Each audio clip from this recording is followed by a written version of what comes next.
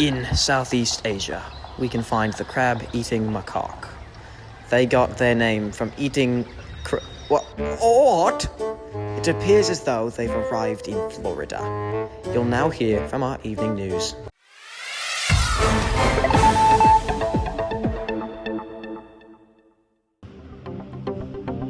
Hello, America. My name is Lava Fleet, reporting from American Monkey News on Channel 67. On this very morning, crab-eating macaques were spotted spreading herpes to everybody and eating crabs. Now we hear from our reporter on the ground. I'm here with the monkeys that are destroying everything in the city.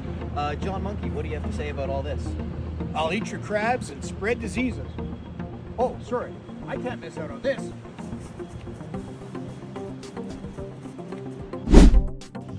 The crab-eating macaques were illegally smuggled to Florida illegally, but then unexpectedly broke loose, spreading everywhere, spreading diseases.